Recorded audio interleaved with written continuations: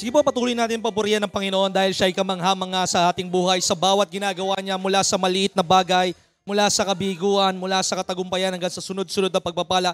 Papurihan natin ang Panginoon. Let us sing a shout of praise sa ating Panginoon. Panginoon, salamat Panginoon sa lahat ng ginagawa mo sa aming buhay. Salamat Panginoon na ngayon pa lamang umaga kami naigit sa mananagumpay dahil pinili namin Panginoon na kami ay magkatipon-tipon, dumalo at pumunta sa lugar na ito upang ikaw ay papurihan, sambahin, O God. Despite of those things, O God, na nagtatangka na kami pigilan, Panginoon, ito hindi nagtagumpay. Kaya wala ka naming humpay na pasasalamatan, papupurihan, dadakilain, Panginoon. Salamat sa bawat kaluluwa na nasa lugar na ito, Panginoon. Sila ay iyong inihanda, sila ay iyong pinili, Panginoon, at kami ay sumagot sa iyong pagkatawag, Panginoon. Kaya salamat aming Ama. Wala kami ibang nais, O God. Hindi kami narito para sa kagalingan. Hindi kami narito para sa pagpapala. Hindi kami narito para sa katagumpayan. Narito kami, Panginoon, dahil nais namin na ikaw ay makilala at maranasan sa aming buhay, Panginoon. Ang mga bagay na unang aking sinabi, ito ay dadaloy lamang kapag nakilala natin at naunawaan natin at sumunod tayo sa ating Panginoon. It is only by submission provision will follow. Kaya dakilang Ama, salamat po Panginoon. Naniniwala po kami Panginoon na malaki ang gagawin mo ngayong umagang ito. Na ang bawat pusong nanghihina, na bawat buhay naguguluhan, ito po yung isa sa ayos Panginoon. Kaya Panginoon, iniaalay ko po sa iyo ang gawain ito, ang simbahang ito. Ikaw lamang po ang marinig, ikaw lamang po ang maitaas. Let me decrease and let Jesus Christ increase in our life. Lord, Panginoong Jesus, ang bawat isa ay iyong katagpuin sa oras at sandaling ito. Na ikaw ang manahan sa aming buhay. Wala kaming ibang iisipin pansamantala. Ititigil muna namin ang pag-iisip sa aming mga alalahanin, problema, aming mga kapamilya. We just want to have an intimacy with you, O God. It's between you and me. It's between you and me, O God. It's between you and me, O God. Don't mind your neighbor, your seatmate. Huwag mo silang intindihin. Ang intindihin mo yung relasyon mo sa Panginoon at kung bakit ka narito.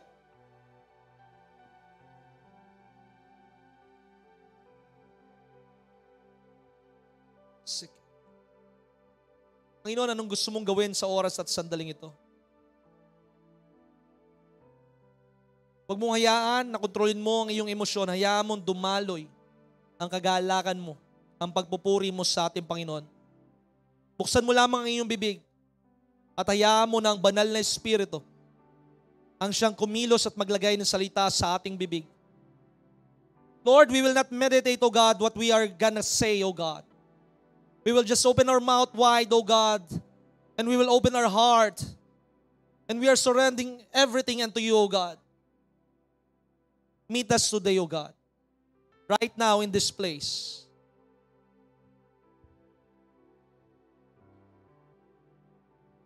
Alam ba natin, Brother Benjamin, can you meet us today, Jesus Christ? Ano nga ba yung kanta yun, yung favorite ni Pastor Ken? Ay, Miracle. Can't go now from the beginning. Meet us here today, O God. Meet us here today, O God. From a broken lives to the whole new.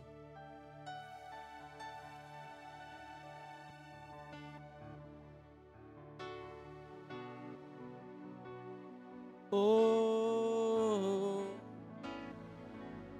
Spirit flow.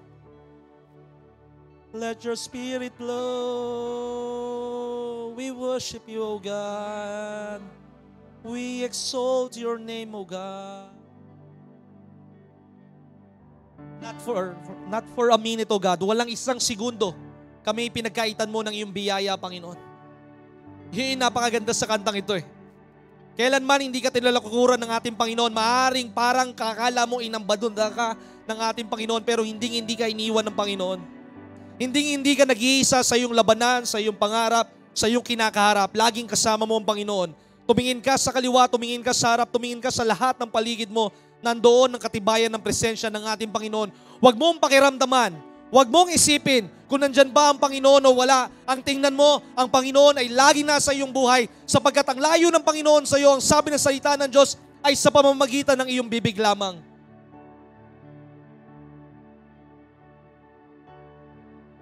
We worship you.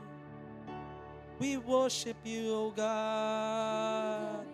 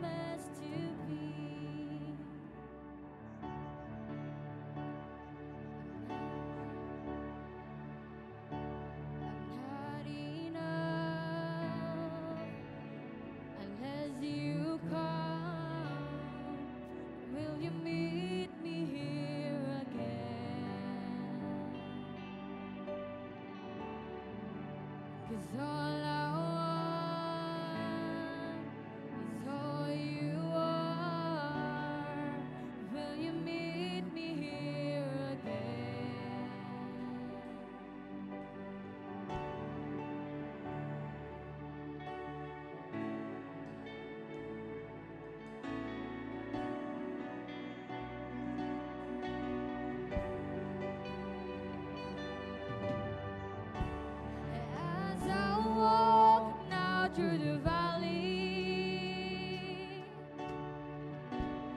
let your love rise above every fear, like the sun fading the shadow.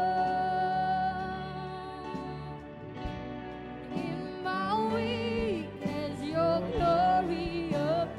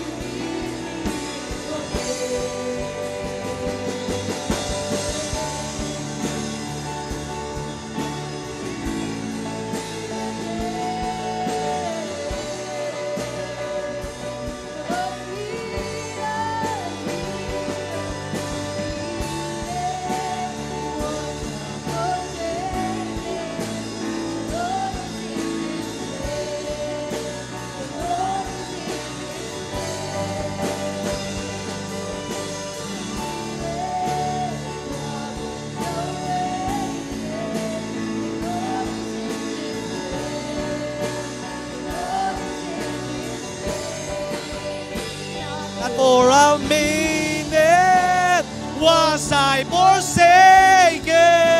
The Lord is in this place. The Lord is in this place. Come on, we need it. The Lord is in this place. The Lord is in this place. Not for a minute was I forsaken. The Lord is in this place. The Lord is in this place. Come, Holy Spirit. My bones awaken. The Lord is in this place.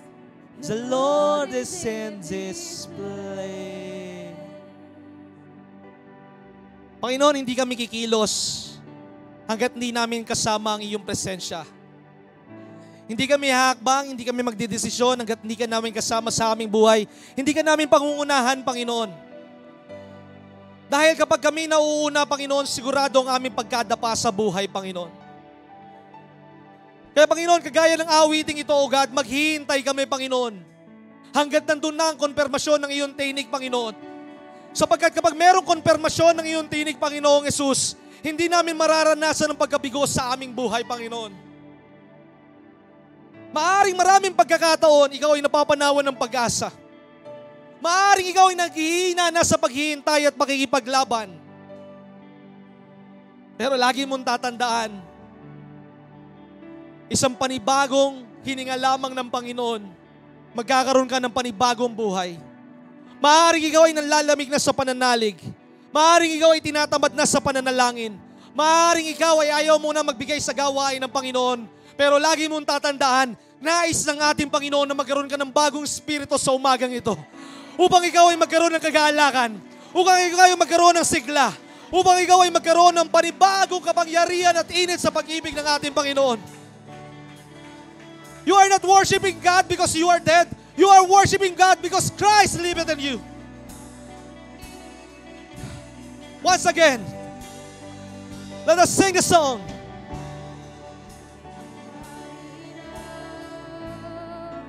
Unless you come, will you meet me here again? 'Cause all I want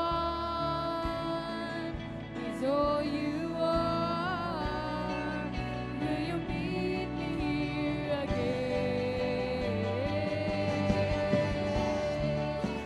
Not enough. Let your Holy Spirit, O God, You that mighty rushing wind, O God, move us today, O God. meet me here Take away our sickness, O God. Take away our sin, O God. Take away our poverty, O God. all you are. Take away our doubt. Clear away. Not enough. Unless you come, will you meet me here again? 'Cause all I want is all you are. Will you meet me here again?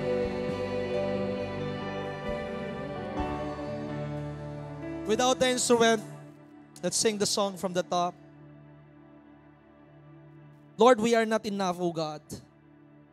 It's an acceptance, O God, that no matter victory, success we have in our life, tuldok lamang po ito, Panginoon, sa iyong harapan.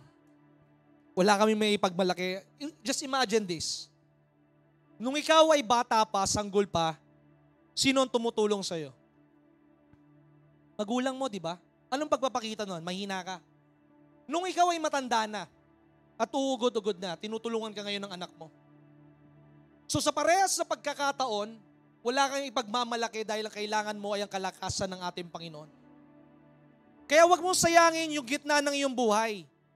Na ikaw ay malakas, na ikaw ay tagumpay, na ikaw ay may pera, darating sa iyong buhay, ikaw ay mawawalan at ang tanging kakailanganin mo lamang ay ang ating Panginoon. Nung bata ka, mahina ka, tinutulungan ka ng nanay mo, tatay mo, kapatid mo. Pagtanda mo, kahit sabi mo malakas ka, dahan-dahan nababagal ka. At wala ang kapayapaan sa libingan. Ang tunay na kapayapaan kay kapag si Kristo ay nabubuhay sa iyong sarili.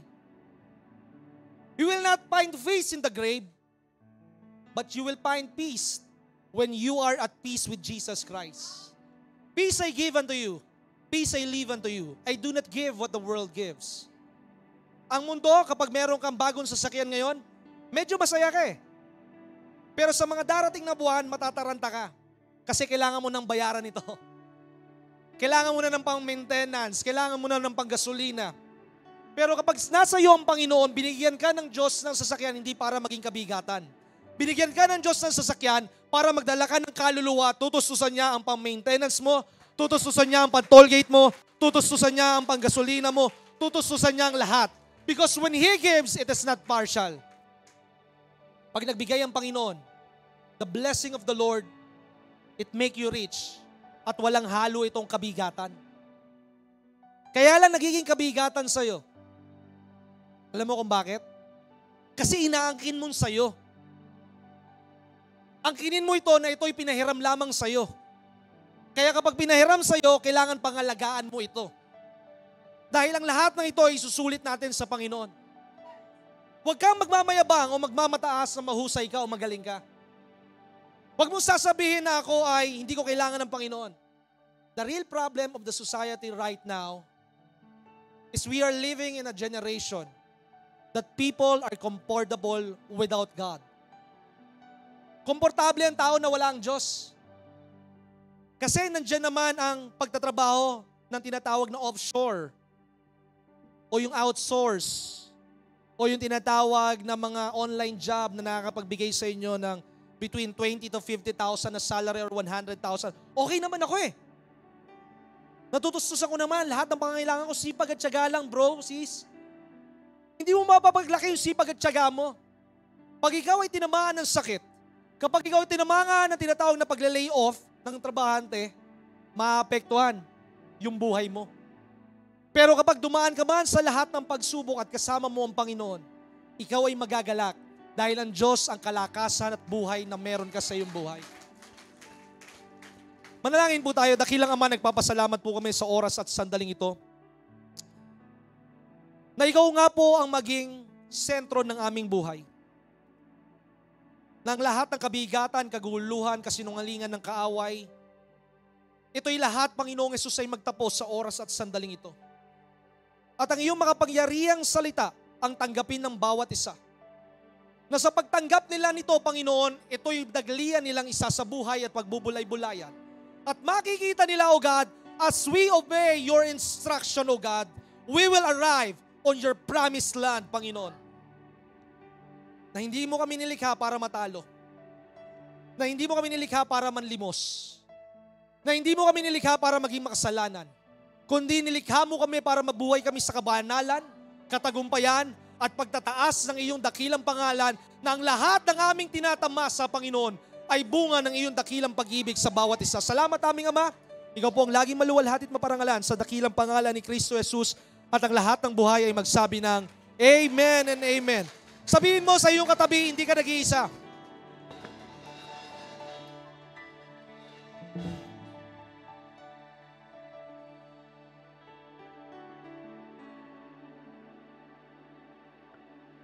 Maraming salamat sa ating praise and worship team.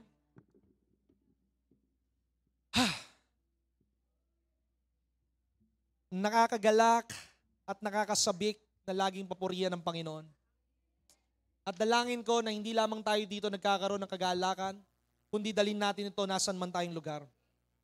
Hindi nagtatapos ang pakikipag-isa mo sa Panginoon sa pamamagitan lamang ng pagtitipon. Ito ay nagpapatuloy mula Lunes hanggang Sabado, lalong-lalo na kapag Linggo. Kaya nga ang iyong bibig, gamitin mo ang iyong bibig lagi, hindi sa pagrereklamo. Hawakan mo yung bibig mo. Bibig, huwag ka magrereklamo. Huwag ka mamimintas. Gamitin mo ang iyong bibig sa pagpupuri at pasasalamat sa ating Panginoon. Dahil kapag ginagamit mo ang bibig mo sa pasasalamat at pagpupuri sa ating Panginoon, then you are attracting the blessing of God. Ang sabi ng Biblia, by your words, you are condemned. Huwag mo sasabihin na hindi mo naman gusto yung sinasabi mo. Dahil yung sinasabi mo, isa lang ang pinanggagalingan yan, yung puso mo.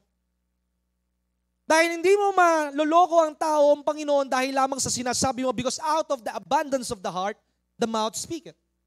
Kaya ang iyong bibig, papurihan mo ang Panginoon sa lahat ng pagkakataon. Sambahin mo ang Panginoon kahit na ikaw ay nakikipagtalo sa iyong asawa, kahit na mahirap ang buhay, papurihan mo ang ating Panginoon. Piliin mo lagi sa bawat araw na hindi magreklamo. Subukan mo tutukan ang iyong sarili. Na sa bawat araw, hindi ka mamimintas. Na sa bawat araw, hindi mo sasabihin na mahirap ang buhay. Kaya lalo nagiging mahirap ang iyong buhay because you are prophesying what will happen to your life. Na nagtataasan ang presyo ng bilihin, Do you know that we are living in the most exciting days of our lives? Ako masayang-masaya ako sa panahong ito. Masayang-masaya ako dahil nandoon yung kaguluhan, nandoon yung mga hindi mo maunawa nangyayari sa paligid. Hindi ako masaya dahil may kaguluhan. Masaya ako dahil alam kong kikilos ng malaki ang Panginoon sa gitna ng mga kaguluhan. Masaya ako na makikita ang kapangyarihan ng ating Panginoon. Sa dami na nagkakasakit, mararanasan nilang kagalingan na nagmumula sa ating Panginoon because He is our divine healer, He is our great physician, He is who I am. Maraming nagkakasakit, maraming gagaling, maraming kang ipapanalangin. Huwag mo lang tingnan na sila'y nagkakasakit. Huwag mo lamang sila'y utusan na pumunta sa tinatawag na pagamutan o mga butika. Utusan mo ang sakit sa kanilang katawan na ito'y lumayas sa kanilang katawan sapagkat ang sakit ay hindi para sa iyo, ang sakit ay para sa kaaway, ang sakit ang hindi mo ikakamatay, kundi ang ating Panginoon ang haba ng iyong buhay. Kaya nga ang bawat bibig mo, gamitin mo ito sa pagpupuri mo sa ating Panginoon. Huwag na yung chismisan. Dahil lagi mong tatandaan, kapag chinichismis mo yung asawa mo na masama ang pag-uugali, isa lamang ang sinasabi mo, ikaw ay malas. Dapat protektahan mo yung kahinaan ng mahal mo sa buhay.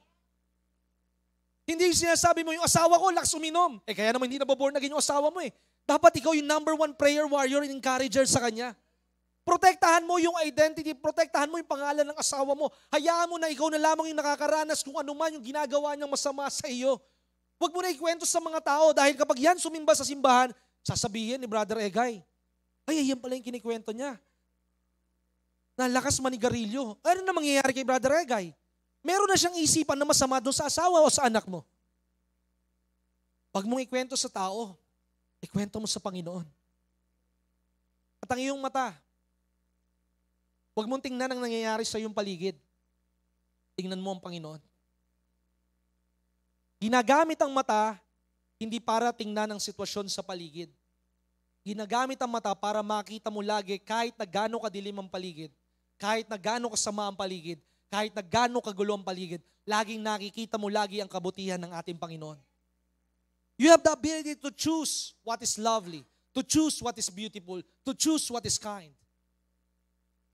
Oo, nandun na yung kaliwat kanan nagpapatayan. Oo, nandun na yung korupsyon. Kaya merong kurap dahil walang nananalangin para sa kanila. Kaya merong kaguluhan sa bansa dahil kulang ang nananalangin para sa kanila. Hindi maayos ng Pangulo, hindi maayos ng mga kongresista ng bansa, ito'y maayos ng Diyos kapag ang bawat tao, bawat bayan ay mananalangin sa ating Panginoon. If my people shall humble themselves and turn away from their wickedness, then I will hear from heaven and I will heal their land. Hindi mo bagong bansa ng mga bagong maluluklok, ng mga mayor, konsehal, kongresista, senador. Lahat yan gusto lamang mangurap. Ang kailangan mo ay Diyos maghari sa bayan. Kaya ang laging mata mo ay ituon mo sa ating Panginoon. Hindi sa nangyayari sa paligid. Ang iyong mata ay ituon mo sa salita ng Diyos sa bawat pangako niya na magaganap sa iyong buhay. You cannot receive what you do not see.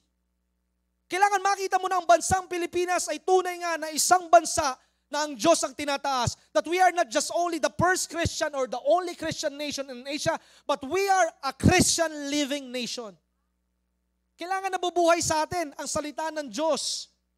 That we are not just only a professing Christian, but we are a practicing Christian. Na hindi lang sa bibig natin, sabi nga ng isang mangaral, ang problema sa atin ngayon, we are worshiping the doctrine. We are worshiping the church. We are worshiping the pastors. But we should have the ability to have a knowledge of Jesus Christ. Kasi kapag alam mo lang salita ng Diyos, ano ang mangyayari sa'yo? Then you will be just a legalistic. You will have a controlling, laging sasabihin mo, ito ang sabi sa salita ng Diyos, ayan ang sabi sa salita ng Diyos. Kesa lumago yung tao, kesa magbago yung tao, natitisod yung tao.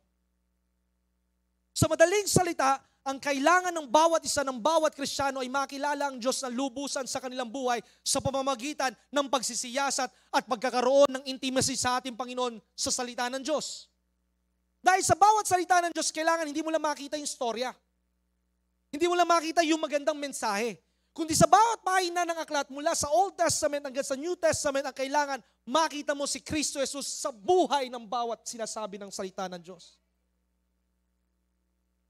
I can have a lot of verses in my mouth. Pero kapag hindi lubusan kong kilala ang Panginoon, hindi ko ito magagamit ng tama. Then I will be a judging person. Then I will be a self-righteous person nang laging tinitingnan ko mas magaling ako kumpara sa inyo. But that is not the message that I have found in the Bible. The message that the Bible tells us that we must crucify ourselves. Alam niyo itong nangyayari sa paligid? Na mga diskusyon? Tungkol sino mahusay na presidente, bakit nakulong, bakit ganyan, bakit puro drug addict ang nasa paligid. This shows na mismong simbahan divided. Ipinapakita lang na hindi magkakaisa ang simbahan sa tinatayuan. Hindi natin kailangan makialam sa politika. Ang kailangan, magpakalakas tayo sa ating Panginoon. Ate, nung bata ako, 10 years ago, pagka may gusto kong puntuhin na tama, I will voice out it on the Facebook. And syempre, may matutuwa at may magagalit. But when I grow up, I learn to be quiet and to fight my battles on the secret place. Hindi sa lansangan. Ilang beses nang nagpalit-palit ng Pangulo. At kahit sinong pagpapalit, lalo lamang ang bansa'y nalulugmot. Ang kailangan ay iluluklok natin sa bawat pamilya, sa bawat tahanan, sa bawat simbahan, sa bawat kongreso, sa bawat departamento ng gobyerno si Jesus. Because only the fear of God will give them wisdom. Wala silang takot sa Panginoon eh. Kaya ganoon na lang kanilang buhay. At hanggang tao ay walang takot sa Panginoon, siya'y walang sawa na gagawa sa tinatawag na pagkakasala. Kaya nga napakasimple lamang po ng mensahe sa umagang ito. It is about your life, a Christ-centered life. A Christ-centered life. Si Kristo ba ang sentro ng iyong buhay? In the book of Philippians chapter 1, verse 21, ano po ang sinasabi ng salita ng Diyos in the book of Philippians? For to me, to live is Christ, and to die is gain. For me, to live is Christ. Ano ba ang mabuhay na si Kristo? Ang mabuhay na si Kristo, ang pinanggagalingan ng unang-unang kagalakan mo ay ang ating Panginoon. Dahil ang pinanggagalingan ng kagalakan mo ay material na bagay, ang promosyon, ang pamilya mo, paano kapag nawala ang lahat ng ito? Magpapatuloy ka pa kaya sa kagalakan? Lagi mong tatandaan na kailangan si Kristo ang pangunahin sa ating buhay. Hindi siya ang pangalawa, hindi siya ang huli. Marami sa atin lumalapit sa Panginoon kapag ang buhay ay komplikado na. Pero sasabihin ko sa iyo, na kapag laging araw-araw sa bawat paggising mo sa umaga, ang hinahanap mo na ay Panginoon, magkakaproblema ka man, pero hindi ka magtatagal sa kalungkutan. Magkakaroon ka man ng kakapusan, pero hindi ka mananatili sa kakapusan. Ikaw ay daraan lamang sa kakapusan upang makita sa iyong buhay na ikaw ba'y nagpapasalamat sa ating Panginoon. Madaling magpasalamat kapag sunod-sunod na katagumpayan. Madaling dumalo sa simbahan kapag meron kang tinatawag na magandang buhay. Paano na kaya kung kabaliktaran ang nangyayari sa iyong buhay? For to me, to live is Christ. Pag si Kristo ang nabubuhay sa iyong sarili, mamamatay ang iyong laman. At kapag mamamatay ang iyong laman, you cannot be the trophy of the enemy. Alam mo yung trophy ng kaaway? Na ikaw, meron kang kagalakan sa ginagawa sa mundo kaysa sa ginagawa sa simbahan. Ang sabi ng isang awitin, I have decided to follow Jesus. Pag sinundan mo ang Panginoon sa iyong buhay, maraming problema ang darating sa iyong buhay. Dahil gusto ka ng kaaway na panghinain, gusto ka ng kaaway na pagdudahin, na hindi totoo ang ginagawa ng Panginoon sa iyong buhay, na hindi totoo ang Panginoon sa iyong buhay. Why? Tandaan mo, huwag ka masyadong mag-self-pity sa sarili mo. Nakala mo ikaw yung kaawa-awang Kristiyano o nilalang ng ating Panginoon. Don't use your emotion. Use your devotion. Ang sabi sa 1 Peter chapter 5 verse 9, ang sabi ko nga sa mga kalalakihan last Tuesday, tandaan mo, yung problema pinagdaraanan mo, baon ka sa utang. Sabi ko nga kay Brother Arman tayo pinoproblema natin yung bayarin natin. Yung mga ibang Kristiyano sa ibang mundo, pinoproblema nila kung paano sila mabubuhay dahil sila pupugutan ng ulo dahil sa pananampalataya nila at pananalig sa Panginoon. Ikaw pinoproblema mo lang, puputulan ka ng Meralco. Ayaw mo na magsimba sa gawain ng Panginoon. Yung iba, ang problema nila, pupugutan sila ng ulo pero nandun pa rin ang pananalig nila sa Panginoon. Iniisip mo lang pang matrikula ng iyong anak. Ayaw mo nang dumalo sa gawain ng Panginoon at uunahin mo na ang gawain ng mundo, ang maghanap ng trabaho. Yes, ang sabi ko nga sa Facebook post, maaaring hindi ko may pambayad ang aking pananalig sa Panginoon. Dahil ito hindi tatanggapin ng Meralco, hindi ito tatanggapin ng Maynilad, hindi ito tatanggapin ng grocery store. Pero ang pananalig at pananampalataya ko sa Panginoon ang magbubukas sa kamay ng Panginoon upang dumaloy ang bawat pagpapala na higit pa sa aking hiningi sa Panginoon. Noong isang araw, nangangailangan ako ng pambaya doon sa pinapagawa naming mga tile sa bahay. At sabi ko sa Panginoon, Panginoon, may pangangailangan na naman po ako. Gusto ko uling maranasan that you are my Jehovah Jireh. Gusto ko maranasan, Panginoong Jesus, na ikaw ang may-ari ng aking buhay. Gusto ko magkaroon ng buhay na patotoo.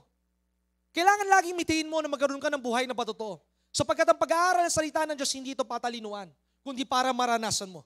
Ang pinagkaiba ng isang mangangaral at ng isang teacher, the teacher study, prepare, so that he can teach. But the preacher, he study and he wants to experience what he is studying. Nakikita niyo ang difference? Ang isang teacher, nag-aaral siya para maituturo sa inyo. Pero ang isang mangangaral, ang isang preacher, nag-aaral siya, nananalangin siya para magkaroon siya ng karanasan so that when he preach, he can challenge the people. Kung ano ang ginagawa ko, gawin nyo rin. Because if God did it for me, He can do it for you. Kaya naman minsan sa ating buhay, hindi dumadaloy yung tinatawag na sobra-sobrang pagpapala. Alam niyo po ang kadahilanan? Because we have holes in our life. Ang sabi ko last Friday, sa ating sisidlan. Alam mo yung butas? Pag pinuno mo ang isang lalagyan, kapag ito'y may butas, mananatili ba itong puno? Maaaring ngayon, ikaw ay nakikinig sa pangangaral ng Ebanghelyo. Ikaw ay napapagpalak o ikaw ay tinatamaan. Pero pag uwi mo sa bahay, because of that holes, you will be empty. At kapag empty ang sisidlan, then you are dry. Alam mo bakit ka nagiging empty? Kaya ka nagiging empty dahil marami kang bitterness sa iyong buhay. Tandaan mo kapatid, hindi na ikaw yung lumang sister ganito. Hindi na ikaw yung nasaktan dati. Dahil hindi na si Kristo ang nabubuhay sa iyo. Ikaw ay pagmamayari na ng ating Panginoon, kaya isara mo na ang nakaraan. Anuman yung natamo mong tinatawag na mga hindi magagandang salita, tapusin mo na yon. Because when you are bitter, you cannot be better. Kasi bakit? Laging meron kang hinanakit. Laging meron kang tinitingnan sa nakaraan. Laging tinitingnan mo na saktan ka. Yung mga salitang sinabi sa'yo, gamit yun ng Panginoon para magkaroon ka ng pagmamahal sa iyong puso. You have an anger. May galit ka. At kapag ikaw ay may galit, isang bagay lamang, tataas ang presyon ng iyong dugo. Tataas ang iyong sugar level. Kaya nga maraming na-stress ngayon, dahil inilalagay nila sa puso at sa isipan nila yung kanilang mga kabigatan.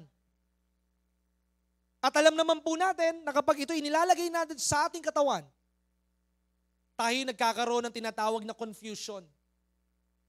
Tayo nagkakaroon ng tinatawag na depression. Tayo nagkakaroon ng self-pity. Hindi lang ikaw dumaraan ng ganyang problema.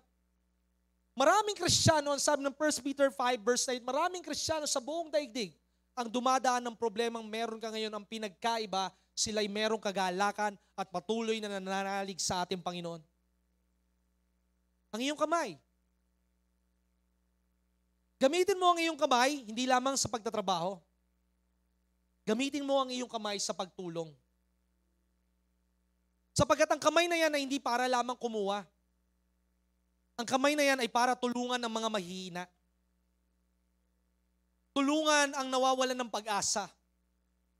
At parang mas lalong dumaraan ka sa matitinding pagsubok, itaas mo ang iyong kamay bilang isang tanda ng pagsuko sa ating Panginoon. Sapagkat kapag tinataas mo ang kamay sa harapan ng ating Panginoon, ipinapakita mo na ikaw ay mahina at ang Diyos ang malakas sa iyong buhay and His grace is sufficient for you. Ang problema kasi sa atin, naglalakas-lakasan tayo. Okay lang na mapuno ng pera ang bulsa mo. Pero wag mong hayaan na ang isipan mo ay lumaki o yumabang. Okay lang na ikaw ay magtagumpay. Pero hindi okay na magkaroon ka ng tinatawag na proud spirit. Nakakala mo dahil ikaw ay mula sa wala, lumaki na ang tinatawag na income mo, hindi mo na kailangan ng Panginoon. Maaari ngayon maganda ang iyong buhay, pero darating ang panahon, ang lahat ng iyan ay mawawala. Kagaya ng isang kisap mata. Dahil pinatutunayan ng ating Panginoon na mas makapangyarihan siya kesa sa iyo. Kaya nga sabi ng Biblia in the book of, balik tayo sa Philippians 1, to live is Christ. Kailangan lagi ang kagalakan mo ang Panginoon. Hindi ang material na bagay, hindi ang iyong pamilya, kundi ang Panginoon. Dahil kapag ang Diyos ang unang naging kagalakan ng iyong buhay, ang pamilya mo'y magiging masaya, ang mga pangangailangan mo itutustos ng ating Panginoon at hindi ka mapapawalay sa ating Panginoon. When you say that Jesus Christ is the joy of our life, ipinapakita mo ng lahat ng pagtitiwala mo ay sa Kanya lamang, hindi sa iyong ginagawa. And to die is gain. Anong ibig sabihin ng kamatayan? Ibig sabihin ng kamatayan, ang iyong sarili, hindi ka na dapat matampuhin. Dahil ang Kristiyanong matampuhin ay Kristiyanong buhay pa ang kanyang laman. Dahil kapag ikaw ay matampuhin, laging tinitingnan mo, ay ako'y nasaktan, laging ka masasaktan. Pero ang sabi ng Biblia, ang sabi ng isang awitin, I have decided to follow Jesus, no turning back. Even though none be with me. Kahit wala akong kasama, magpapatuloy pa rin ako na sundan ng ating Panginoon. Kahit na iwan ako ng aking mga kaibigan, magpapatuloy pa rin ako magpuri sa Panginoon. And I will not conform to the pattern of this world. Because I know my Master, I know my God. He will never leave me nor forsake me. Kilala ko ang Panginoon. Lagi mong tatandaan, ituring mo na ang bawat araw mo, ito'y huling araw mo na. Sapagkat ang taong tinuturing niya ang araw niya na huling araw na niya, hindi niya aaksayin ang bawat oras niya sa bawat araw. Punuin mo ang araw mo ng salita ng Diyos. Punuin mo ang araw mo ng tinatawag ng pagpupuri sa Panginoon. Alam mo ba ang layunin ng isang Kristiyano kung bakit ka buhay? Ang sabi ng Biblia in the book of Psalms chapter 150 verse 16, let everything that has breath, praise the Lord. Ang lahat ng tao, ang lahat ng may hininga, ano daw po ang gagawin? Purihin ang ating Panginoon. I will praise Him in the morning. I will praise Him in the afternoon. I will praise Him in the evening. I will praise the Lord at all times. Pag may abirya na nangyari sa iyong buhay, purihin mo ang Panginoon. Pag sunod-sunod ang problema, purihin mo ang Panginoon. Dahil sa pagpupuri mo sa Panginoon, yung mga hindi magagandang nangyayari sa iyo ay nagiging maganda at nagiging para sa iyong pabor sa iyong buhay. That He will turn your mourning into dancing. That He will turn your sorrow into joy. That He will make all things beautiful in His time. Yung mga hindi magagandang nangyayari, gamit yan ng ating Panginoon so that you can say that all things work together for good to them that love the Lord. Kaya nga makita mo sa iyong buhay, papurihan mo ang Panginoon. Huwag lumabas sa iyo ang hindi magagandang salita. Dahil yung iyong bibig, napakalaki ng gamit niyan sa iyong buhay. Dahil yung iyong bibig, ito ang magdadala ng pagpapala o pagsumpa sa iyong buhay. Huwag ka na makicomment sa Facebook kung ano ang sama ng ugali ng mga presidente. Ipanalangin mo sila upang magkaayos ang bansa. Mas lalong nagkakagulo ang bansa, mas lalong nagtatagumpay ang kaaway. Handaan mo kapatid, ikaw ay nakakilala sa Panginoon, hindi para makiayon sa kanila. Ikaw ay nakakilala sa Panginoon para maging iba ang takbo ng iyong buhay at ikaw ay maging mananalanginin para sa kanila. Kaya nga sabi ng Biblia in Romans chapter 14, verse 7, in Romans chapter 14, verse 7, ano po ang sinasabi? None of us lives for himself, and none of us die for himself, but for the Lord. So yung lahat ng ginagawa mo, it is not for your own benefit. Kung ikaw ay nagtatrabaho, kung ikaw ay isang lingkod ng Diyos, yung ginagawa mo hindi para ikaw ay magkaroon ng sweldo, kundi yung ginagawa mo para ipakita sa tao kung paano ba ang isang lingkod ng Diyos, ang isang empleyado na may pagkakilala sa Panginoon na ikaw ay mabubuhay ng punong-puno ng excellence sa iyong ginagawa. Hindi nagtatrabaho ka lang para sumweldo, kundi nagtatrabaho ka para payamanin yung kumpanya mo at makita na dahil sa kabutihan ng Panginoon, kaya yumayaman yung kumpanya dahil merong kagaya mo na hindi nakatingin sa sweldo. At ano magiging gantimpala mo sa iyong buhay? Dahil pinagmalasakitan mo yung hindi sa'yo, darating ang araw, yung para sa'yo, pagmamalasakitan din ng ibang tao. It is the law of sowing and reaping. Hindi ka paunlarin ng ating Panginoon hanggat hindi ka nagiging tapat sa maliit. Kung ano yung pinagagawa sa'yo, gawin mo ito ng buong kagalakan at ng buong puso. Huwag mong sabihin na hanggang ganito na lamang ba ako? Hindi ka hanggang ganyan lamang. Nandyan ka sa lugar na yan. Remember, God's rejection is for your protection. Maaring kala mo, ang sabi nga nung isa, alam nyo, Pastor, ngayon ko naunawaan ang kabutihan ng Panginoon. 6 years ago, 2019, ilang beses ako mag-loan sa bangko para magkaroon ng bahay. From 2019 hanggang 2020, bago mag-March, I have rejected so many times. Mula sa malalaking bangko hanggang sa pag-ibig, ako'y nare-reject. Pero ngayon ko nauunawaan, yung hindi pagtugon ng Panginoon sa aking dalangin ay kanyang kasagutan. Dahil kung ako'y nakapag-loan noong 2019, natanggal ako sa trabaho noong 2020. So masasayang ang aking hulog. So ibig sabihin, ang lahat ng ginagawa ng Diyos, ito'y dakila at tapat. Maaring mukhang masama sa iyong paningin. Maaring nahatak ang iyong sasakyan. Pero kaya nahatak ang iyong sasakyan dahil hindi mo alam na baka ikaw ay maaksidente. Maaring kaya ikaw ay hindi nakapag-aral sa eskwelahan dahil kung nag-aral ka sa eskwelahan, baka ikaw ngayon ay binatang ama na. Who knows? You do not know your future. But God is an omniscient God. He knows the end from the beginning. Kaya ang lahat ng ginagawa mo, hindi para ikaw ay mataas ang iyong pangalan. Ang lahat ng ginagawa mo ay para maparangalan ng ating Panginoon sa iyong buhay. So be excellent on what is good and be innocent of what is evil. Kaya ang lahat ng ginagawa mo, gawin mo ito ng buong kagalakan para sa ating Panginoon. Number 1, be giver of time. A God-centered life, He always give His time. We have pressure in life. Nandyan na ang iyong misis, ang iyong anak. Gusto silang i-enroll mo agad sa eskwelahan sa darating na pasukan. Nandyan na binigyan ka na ng disconnection notice ng mga utility bills para magalit ka sa kahirapan. Remember this, that pressure is a privilege. Ang isang pressure ay isang pribileyo dahil doon sa pressure na yon, it moves you from being a stagnant to being in a moving state. Diba? Nagkakaroon ka ng movement, nagkakaroon ka ng motion. Dahil kampante ka na sumesweldo ka ng 15 at katapusan.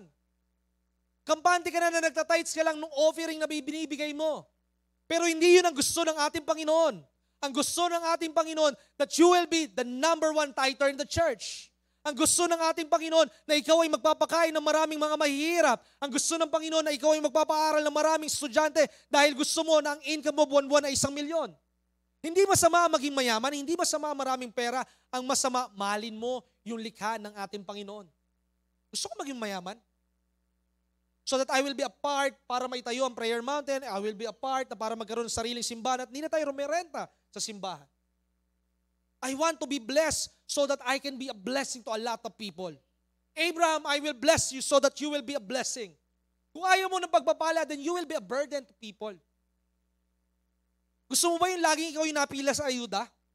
O gusto mo ba yung ikaw ang nagbibigay ng ayuda? Gusto mo ba yung ikaw yung laging nakikipagsiksikan sa jeep?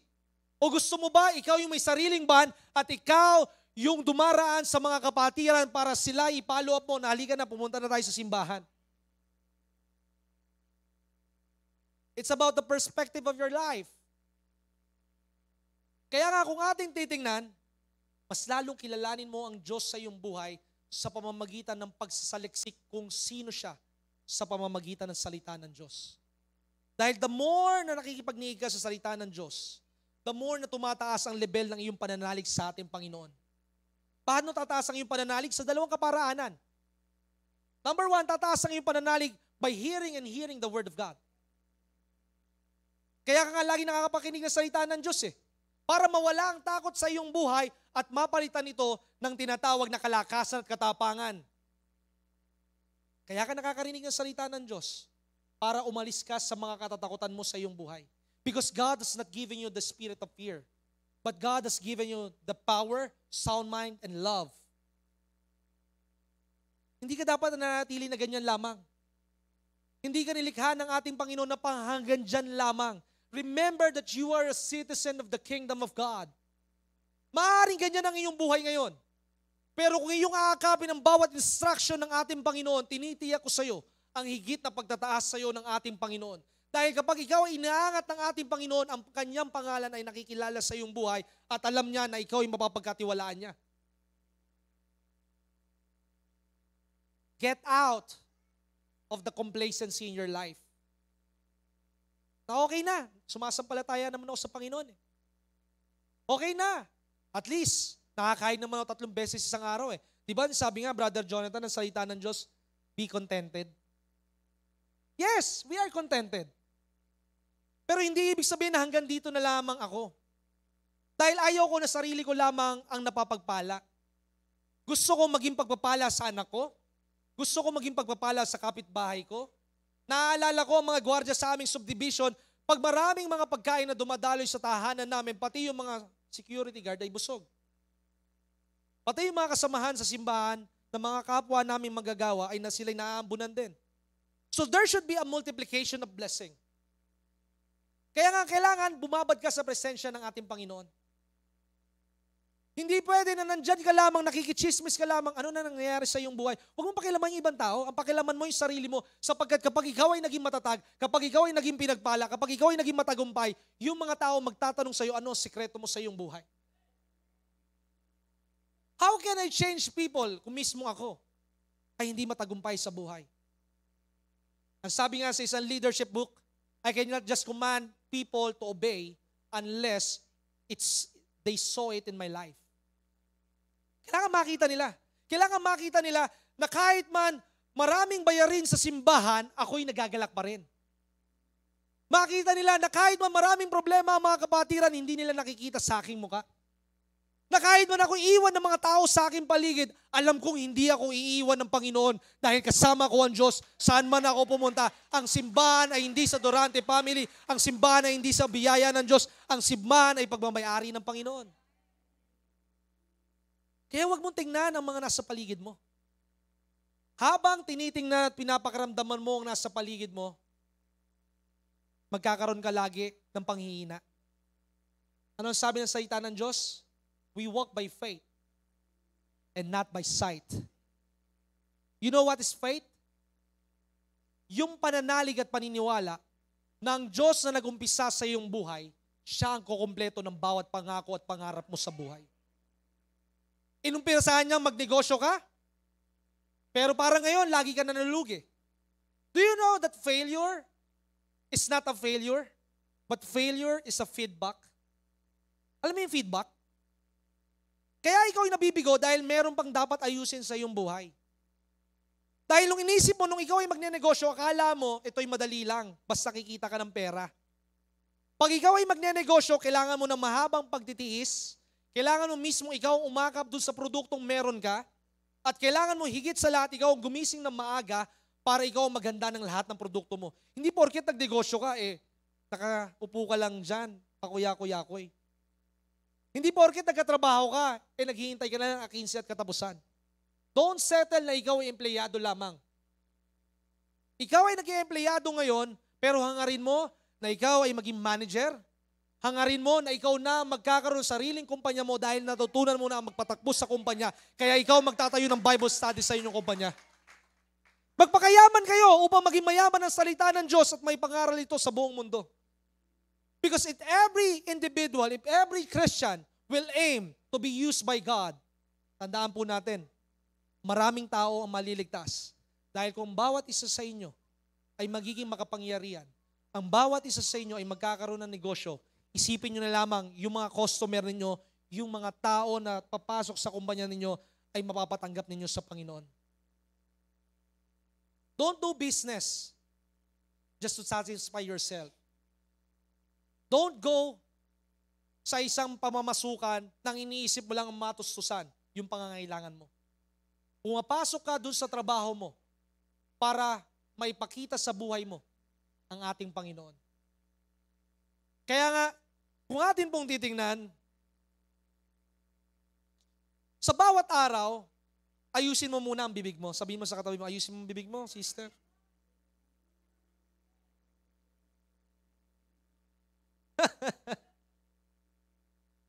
Pag ang iyong salita ay hindi maayos, ang pagpapala sa iyong buhay ay magiging madalang. At kapag meron naman pagpapala sa iyong buhay at hindi ka mahusay mga siwa, ang pagpapala ay mauubos. So gamitin mo ng tama ang iyong bibig upang hindi ito makahadlang. Tandaan mo, sabi ko sa broadcast last Friday, one of the deadliest sin, yung pagiging chismosa. Sabihin mo yung mga chismosa dyan, tama-tamaan. Ang pinakamaganda sana yung chismis ay mabuting balita. Ang pinakamagandang i-chismis yung karanasan mo sa Panginoon. Kung paano yung ikaw ay dating madyongera, ikaw yung dating lasenggero, ngayon ikaw ay puspos na ng banal na espiritu at wala nang panlasa sa alak. Ikaw na dating nangungutang, hindi yung dati nangungutang ka, ngayon Kristiyano ka na, nangungutang ka pa rin. Ang sabi ng Biblia, the old things has passed away. The old things become new. And the things yourself cannot be new unless you crucify yourself. Hindi pwedeng Kristiyano ka, dating ganun ka pa rin. Hindi naman sinasabi kapag naging Kristiyano ka, pagkagising mo, bagong nilalang ka na. But there will be a waiting time. But there will be a process na ipinaglalaban mo sa Panginoon.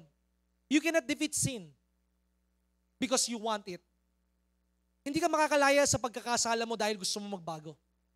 Pero makakalaya ka sa kahinaan mo because you have the power of the Holy Spirit. We need the anointing of God because the anointing of God is the Spirit of God, and the Spirit of God will take us out from our lack, will take us out from our sin, will take us out from anything that hinder us from knowing Christ in our life. That is the anointing. And you will go toe-to-toe. Ang sabi nga ni Morris Cerullo, ako'y makikipagniig sa kaaway sa dyablo, but I am not moving, but he will be the one to move out of my life.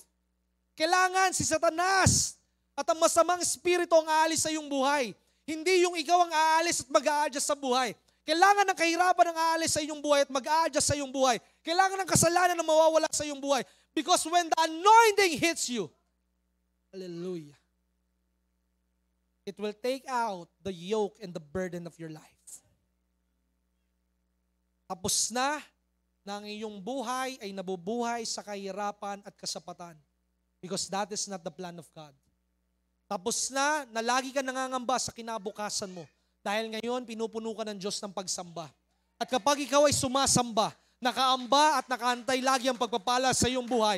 When the praise goes up, the blessings come down. Makikita mo, kung hindi man ikaw ang pagpalain ng Panginoon, yung iyong mga anak ang gagamitin ng Panginoon sa iyong buhay. Dahil nakita nila ang katapatan mo sa ating Panginoon, that your sons and your daughters will be mighty in this land. Ang sabi ng isang kapatiran, for several months, lagi siya nagpapapray. Kuya Jonathan, pag-pray mo naman ako. Dahil nalalapat na yung criminology exam ko. Sabi niya, sige, let's pray. Tandaan mo, Panginoon, salamat po na itong mag-aaral naming kapatiran sa criminology, he will be the cream of the crop.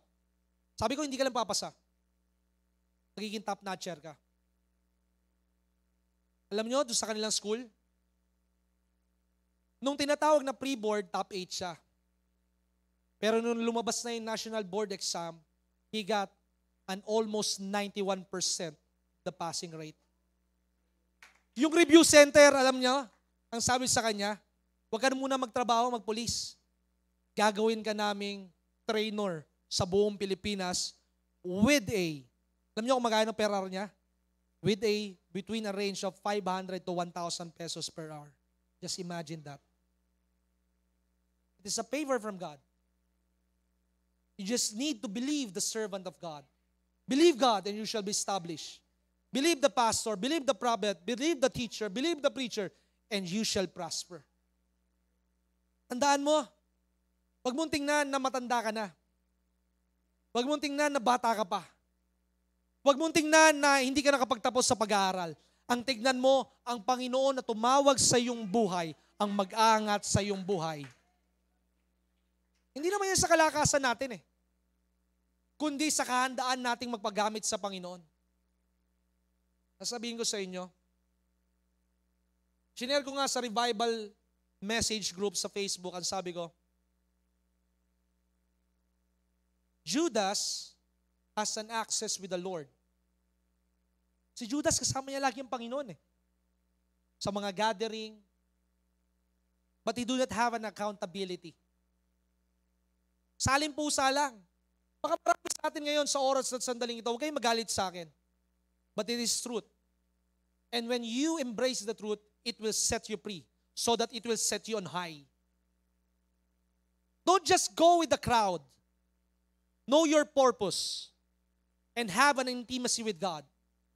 Si Judas laging kasama ng Panginoon. Pero ayaw niya na merong responsibilidad. Na ayaw niya na merong pangangalagaan.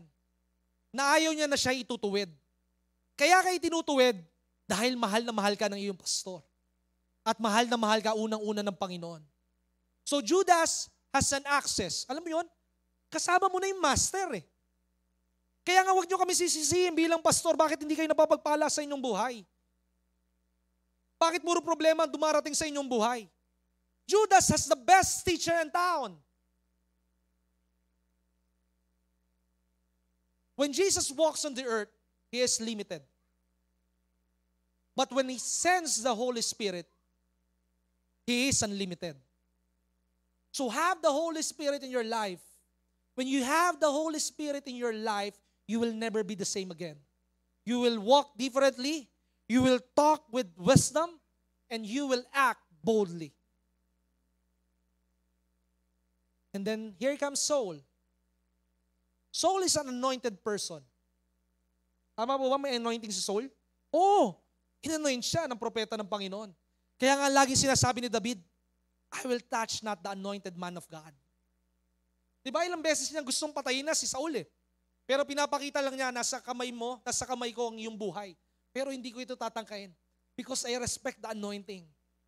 I respect the anointing. Kahit nagkakamali ka, I will pray unto God na baguhin ka ng Panginoon. Hindi yun na nanalangin ka, Panginoon. Minsan, alam mo, nalulungkot ako. Nalulungkot ako sa nangyayari sa paligid at sa ating Kristiyano. Minsan natutuwa pa tayo na napapahamak yung tao. Diba na kailangan niya makulong. Kailangan niyang parusahan. Tandaan mo, tayo din sa ating buhay makasalanan.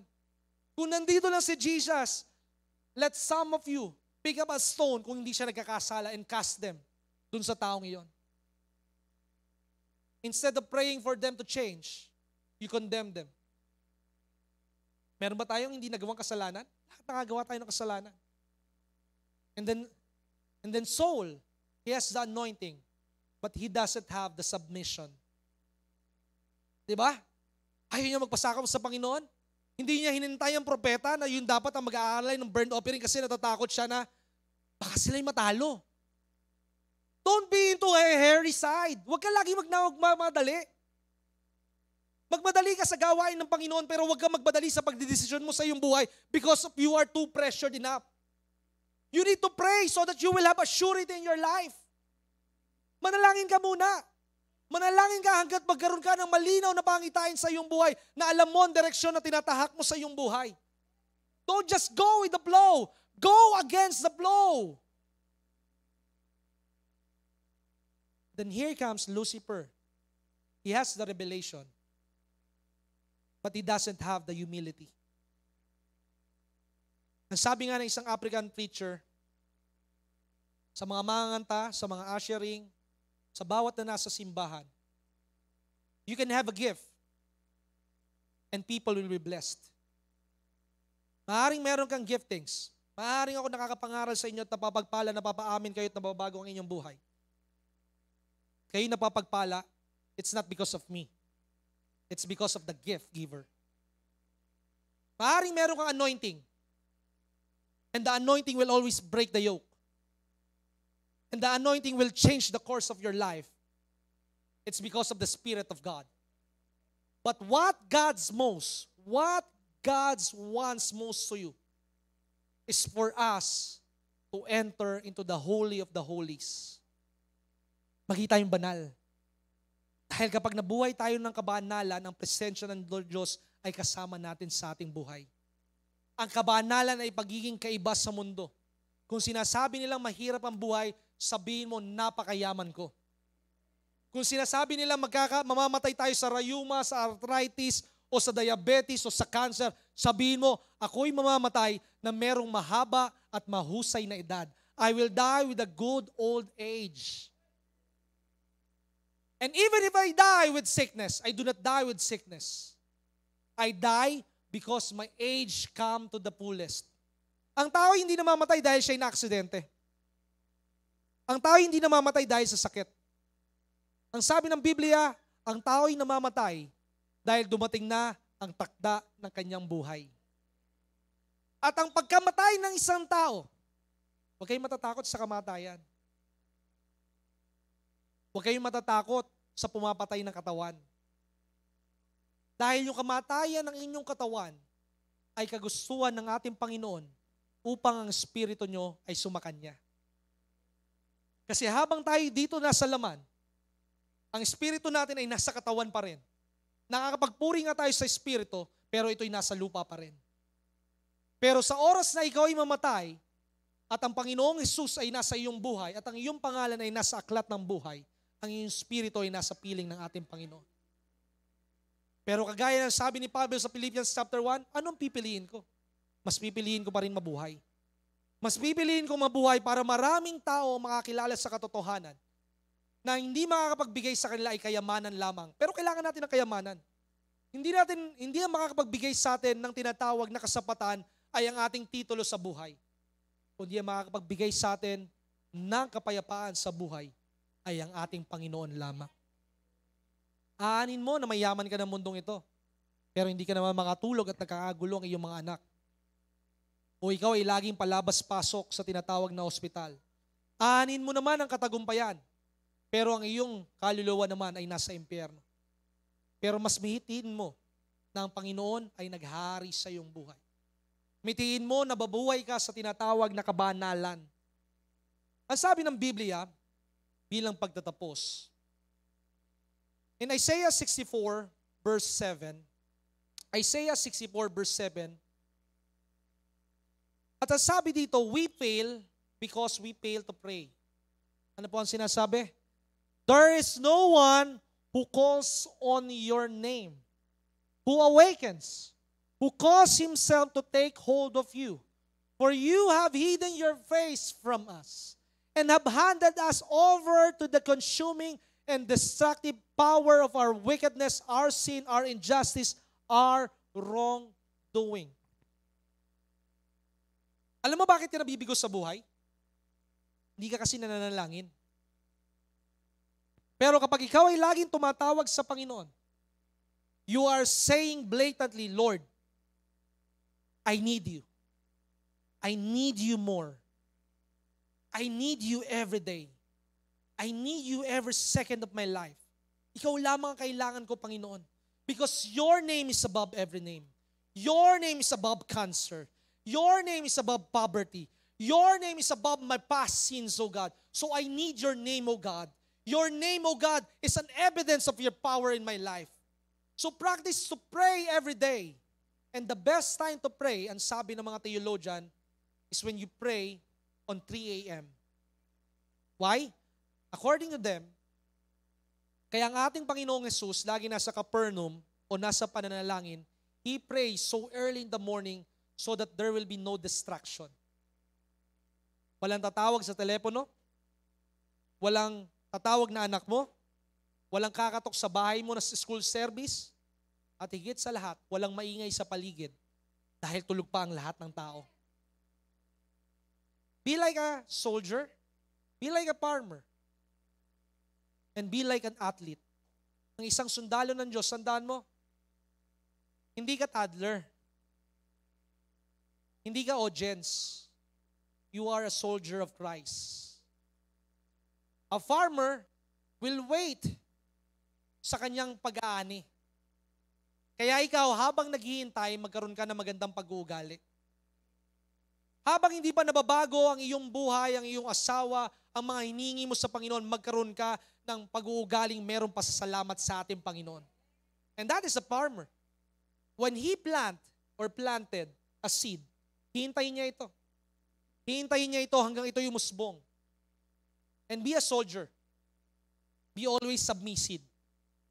Magpasakop ka. Magpasakop ka sa iyong asawa. Magpasakop ka sa iyong leader. Stay planted. Stay submissive. And stay teachable. Kailangan nagpapaturo ka. Hindi mo alam ang lahat sa iyong buhay. Ang Diyos lamang ang mahusay sa buong buhay. And be an athlete. Ano bang ginagawa ng atleta? He practice, he discipline himself, he prepares.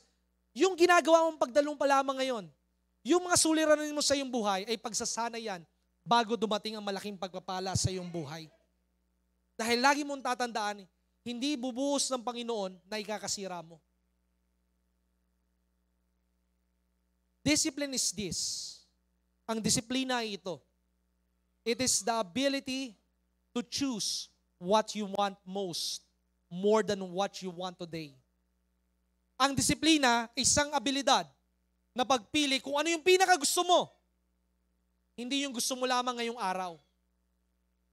So that means you know how to wait and you know how to trust God. Even iba ang nangyayari sa iyong buhay. Kaya nga manalangin ka lagi sa Panginoon. Dahil gustong-gusto ka ng Diyos na pagpalain. Gustong-gusto ka ng Diyos na gamitin. Pero ang problema, ang laging tinitingnan mo yung kahinaan mo.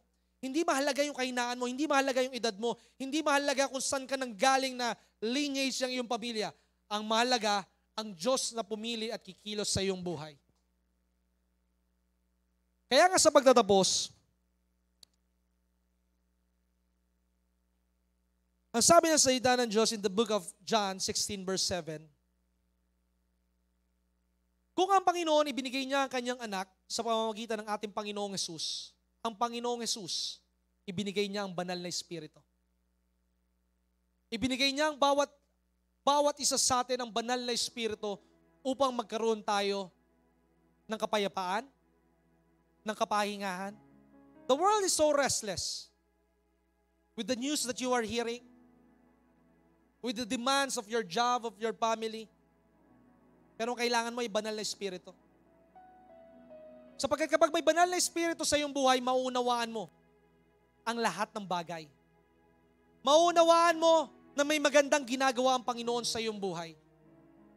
Ang sabi ng Biblia in the book of Proverbs chapter 22 verse 4, the fear of the Lord, and by humility, you will have life, honor, and riches. Sa pagkatakot mo sa Panginoon, at sa kababaang loob mo, magkakaroon ka ng buhay. Ano ang buhay? Hindi yung humihinga ka. Kundi yung tunay na buhay ay ang Diyos ang naghari sa iyong buhay na meron kang siguradong tinutumbok ng iyong spirito ay papunta sa kanyang kaharian. Ano ang kayamanan? Hindi lamang basta ang material na bagay, kundi meron kang magandang pangalan. Na ang iyong pamilya ay nagmamahalan. Na ikaw ay hindi nagkukulang sa lahat ng bagay. Because if you obey and serve God, you shall spend your days in prosperity and years in pleasure and honor. Kapag ikaw ay ginagalang ng maraming tao, saan ka man pumunta, nandoon yung pagmamahal nila sa iyo. Because they see God in you. Pilitin natin sa bawat araw ng ating buhay, maging sentro ang Panginoon. Huwag mong hayaan na nakawin ka ng kaaway. Huwag mong hayaan na dalhin ka ng trabaho mo palayo sa Panginoon. Huwag mong hayaan na dalhin ka ng pananalapi upang sambahin mo ang yaman kaysa sa nagbibigay ng yaman. Lagi mong tandaan, ang sentro ng iyong buhay ay ang ating Panginoon. At kapag ang Diyos ang sentro ng iyong buhay, you will magnetize every blessing and every good things into your life. Dakilang Ama, salamat po sa oras at sandaling ito. Na kung saan, Panginoon, ang lahat ng salita na kanilang tinanggap ay hindi lang nila basta napakinggan. Kundi ito po ay kumirot sa kanilang puso at bumabago sa kanilang spirito. Na ikaw lamang, Panginoong Hesus, ang kanilang pangunang ibigin sa kanilang buhay. That we are hearing the Word of God, not just only to hear it, but for us to change. For us to go forward. For us to live a holy life. Lord, maging kakaiba po ang aming buhay. Kami paunlad ng paunlad. Kami pataas ng pataas ang level ng aming pananalig. At mabuhay kami sa kumbabaan, Panginoon. Dalangin po namin, Panginoon,